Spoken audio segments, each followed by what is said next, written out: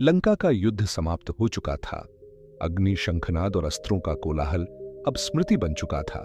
जहां कभी विजय के नारे गूंजते थे, वहां अब केवल टूटे स्तंभ, गिरी हुई ध्वजाएं और भारी मौन शेष था। रावण का शरीर रणभूमि में शांत पड़ा था, पर उसकी मृत्यु ने लंका को शांति नहीं दी थी। इसी मौन में विजय के बाद भी बोझिल हृदय लिए विभीषण मंदोदरी के समीप खड़ा था। यह संवाद शोक का नहीं था, यह उस सत्य का था जो युद्ध के बाद भी छुपा हुआ था। विभीषण ने कहा, भाभी, लंका आज मौन है। ऐसा मौन मैंने कभी नहीं देखा। जैसे हर दीवार, हर स्तंभ, हर शिला किसी प्रश्न का उत्तर मांग रही हो। मंदोदरी ने कहा, यह मौन नहीं है विभीषण, यह लंका की आत्मा का विलाप है। आज पहली बार इस नगर ने अपने राजा को नहीं, अपने अहंकार को खोया है। विभीषण ने कहा, रावण मेरे भाई, उसके अंत का दायित्व कहीं ना कहीं मुझ पर भी है। मंदोदरी ने कहा, नहीं, तुमने सत्य का साथ दिया। दोष उसका था जिसने सत्य को सुनना बंद कर दिया था। विभीषण ने कहा, फिर भी उसकी मृत्यु के बाद मेरे मन में एक प्रश्न जल रहा है। क्या वह अंत तक वही रावण था जिसे संसार जानता है? मंदोदरी ने कहा, संसार ने कभी रावण को जाना ही कहां था विभीषण? विभीषण ने कहा, आप क्या कहना चाहती हैं? मंदोदरी ने कहा, आज जब सब कुछ समाप्त हो चुका है, तो क्या तुम वह सत्य सुनने के लिए तैयार हो जिसे मैंने जीवन भर अपने भीतर कैद रखा? विभीषण ने कहा, यदि वह सत्य मेरे भाई से जुड़ा है तो मुझे जानना ही होगा। मंदोदरी ने कहा, तो सुनो, जिस रावण को तुम अहंकारी, स्त्रीहारी, अत्याचारी समझते रहे, वह उसका केवल बाहरी आवरण था। विभीषण ने कहा, चौंकते हुए, यह आप क्या कह रही हैं? मंदोदरी ने कहा, रावण का सबसे बड़ा शत्रु राम नहीं थे विभीषण, उसका सबसे बड़ा शत्रु उसका स्वयं का ज्ञान था। विभीषण ने कहा, ज्ञान शत्रु कैसे हो सकता है? मंदोदरी ने कहा, जब ज्ञान के साथ करुणा न हो, जब विद्या के साथ विनम्रता न हो, तो वही ज्ञान व्यक्ति को भीतर से जला देता है। विभीषण ने कहा, पर सीता हरण, उसका कोई उत्तर नहीं हो सकता। मंदोदरी ने कहा, आंखें बंद करते हुए, सीता हरण, क्या तुम जानते हो उस दिन रावण ने सबसे पहले किसे हराया था? विभीषण ने कहा, किसे? मंदोदरी ने कहा, स्वयं को। विभीषण ने कहा, यह असंभव है। मंदोदरी ने कहा, असंभव वही लगता है जो हमने कभी समझने का प्रयास नहीं किया। विभीषण ने कहा, तो फिर वह सच क्या है जिसे आप अब तक छुपाए रही?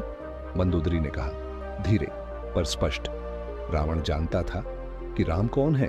विभीषण ने कहा, स्तब्ध, आप कह रही हैं उसे राम के अवतार होने का ज्ञान था? मंदोदरी ने कहा, केवल ज्ञान ही नहीं, उसने अपने अंत को स्वयं चुना था। विभीषण ने कहा, नहीं नहीं, यदि ऐसा था तो उसने युद्ध क्यों किया? मंदोदरी ने कहा, क्योंकि कुछ आत्माएं मोक्ष पाने के लिए पूजा नहीं, विनाश चुनती हैं। विभीषण ने कहा, तो सीता? मंदोदरी ने कहा, सीता उस युद्ध का कारण नहीं थी, सीता उस युद्ध की कुंजी थी। विभीषण ने कहा, आपके शब्द मेरे भीतर तूफान खड़ा कर रहे हैं। मंदोदरी ने कहा, क्योंकि सत्य शांत नहीं होता विभीषण, सत्य पहले तोड़ता है फिर बनाता है।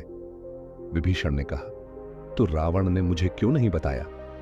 मंदोदरी ने कहा, क्योंकि वह जानता था। यदि तुम यह जान जाते तो तुम उसे रोकने का प्रयास करते। विभीषण ने कहा, और क्या वह रोका जाना नहीं चाहता था? मंदोदरी ने कहा, नहीं, वह चाहता था कि इतिहास उसे अधर्मी कहे, पर समय उसे बलिदानी समझे। विभीषण ने कहा, यह तो संपूर्ण कथा को ही बदल देता है। मंदोदरी ने कहा, कथाएं कभी सत्य नहीं होती विभीषण, सत्य हमेशा कथाओं के पीछे छुपा रहता है। विभीषण ने कहा, तो वह अंतिम समय जब वह गिरा, क्या उसने कुछ कहा था?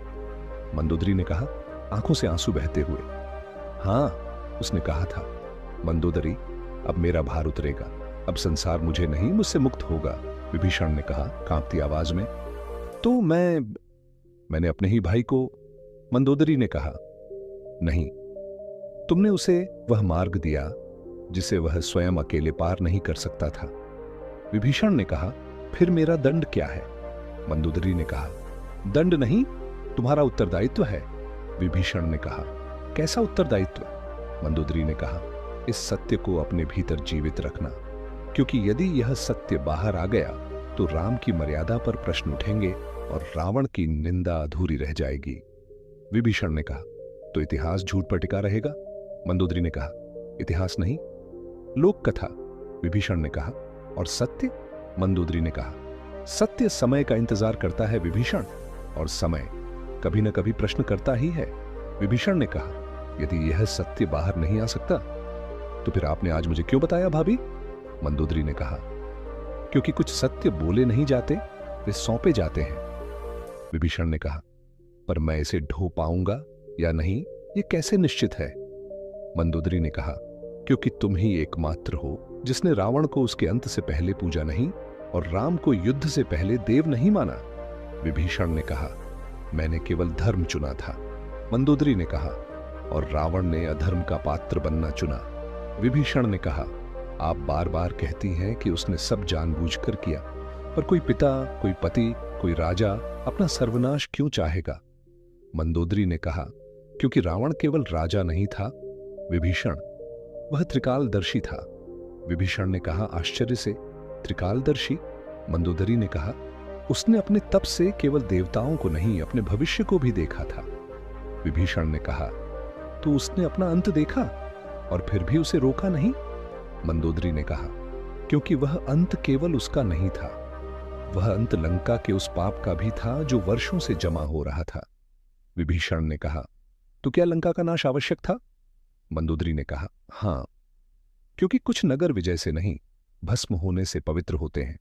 विभीषण ने कहा, और सीता?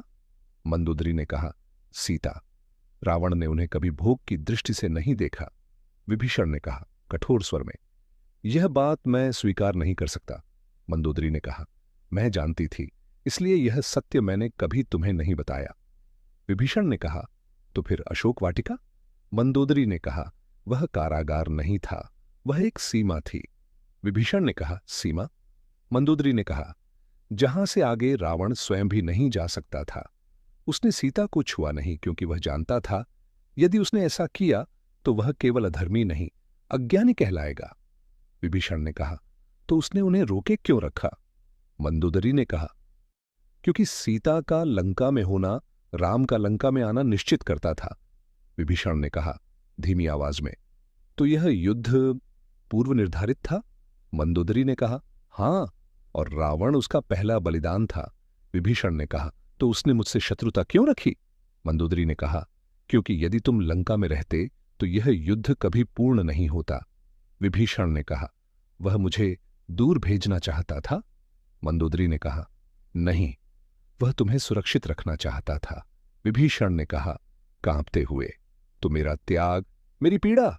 मंदोदरी ने कहा, उसकी योजना का सबसे कठोर भाग था।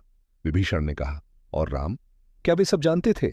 मंदोदरी ने कहा, राम जानते थे कि रावण को हराना है, पर यह नहीं जानते थे कि रावण स्वयं हारने आया है।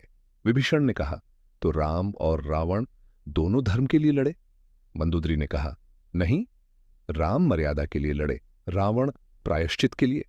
विभीषण ने कहा, यह सत्य लोगों तक पहुंचना चाहिए। मंदोदरी ने कहा कठोर स्वर में, नहीं। विभीषण ने कहा, क्यों? मंदोदरी ने कहा, क्योंकि संसार को देवता चाहिए और राक्षस भी। विभीषण ने कहा, तो रावण का भाग्य? मंदोदरी ने कहा, निंदा। विभीषण ने कहा, और उसका पुरस्कार? मंदोदरी ने कहा, मुक्ति। विभीषण ने कहा, आप यह सब मुझे कहकर क्या चाहती हैं? मंदोदरी ने कहा, जब कभी तुम्हारा मन डगमगाए, जब राज सिंहासन भारी लगे, तब यह याद रखना, तुम उस व्यक्ति के उत्तराधिकारी हो जिसने संसार के सामने खुद को खलनायक बनाया ताकि धर्म पूर्ण हो सके। विभीषण ने कहा, और आप? मंदोदरी ने कहा मुस्कुराते हुए, मैं उस स्त्री का अंत हूं जिसने सत्य जानते हुए भी मौन चुना। विभीषण ने कहा, क्या यह मौन अब टूटेगा? मंदोदरी ने कहा, नहीं, मेरे साथ यह सत्य भी समाप्त हो जाएगा। विभीषण ने कहा व्याकुल होकर, आप ऐसा क्यों कह रही हैं?